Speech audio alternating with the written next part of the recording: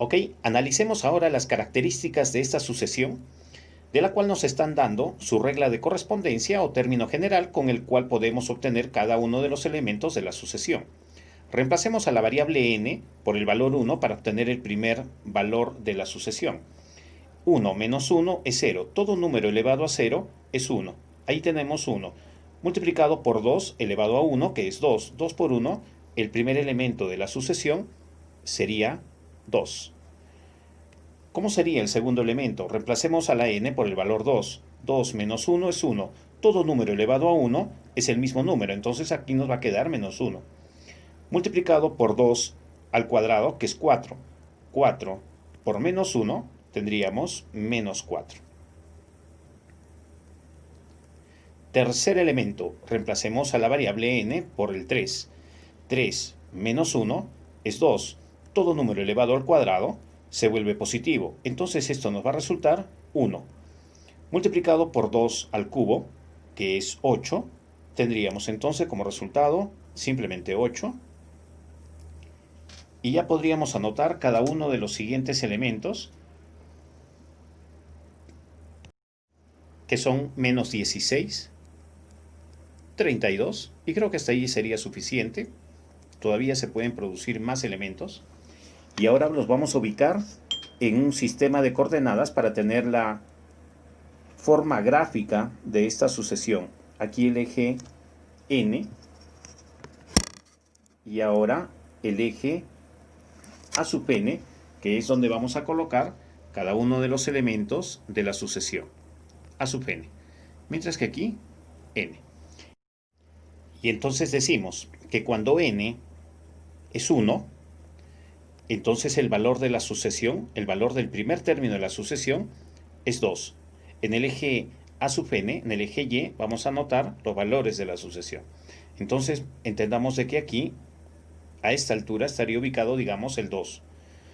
Luego, cuando tenemos que n es 2, entonces el segundo término de la sucesión es menos 4. Entonces nos vamos a bajar, digamos, hasta este nivel. Allí que sea el menos 4. Y así comenzamos a ubicar cada uno de los elementos de la sucesión, describiéndose de la siguiente forma. Bajamos, subimos, pero subimos un poco más porque debemos llegar hasta el 8. Después bajamos, pero bajamos un poco más que el menos 4 porque debemos llegar al menos 16. Y entonces cada vez se apertura más hacia arriba y hacia abajo nuestra sucesión. Ahora comencemos el análisis. ¿Será una sucesión convergente? Es decir, ¿tiene límite superior?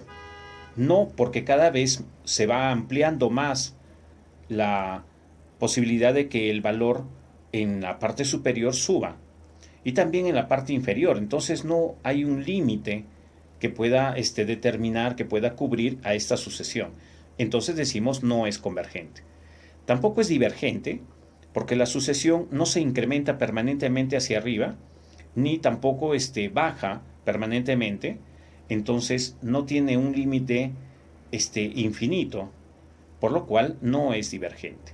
Pero sí vemos cierta oscilancia, pero una oscilancia que mantiene la característica de alternar sus signos, positivo, negativo, negativo. Cuando esa característica se presenta, decimos que la sucesión es una sucesión alternada.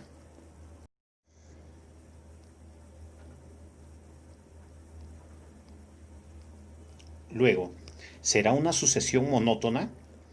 Observemos que la sucesión no crece de forma constante, ni decrece de forma constante. Menos aún, cada siguiente término se mantiene el mismo valor. Entonces no es una sucesión constante. Al no cumplir estos requisitos, decimos que esta no es una sucesión monótona. Tampoco es una sucesión que esté acotada superiormente, porque vemos que el nivel de la parte superior cada vez se incrementa y cada vez se incrementa, no teniendo un tope superior. Entonces no está acotada superiormente.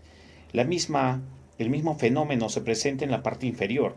Cada vez va a crecer más hacia la parte inferior, entonces no se detecta un tope que pueda determinar una acotación inferior.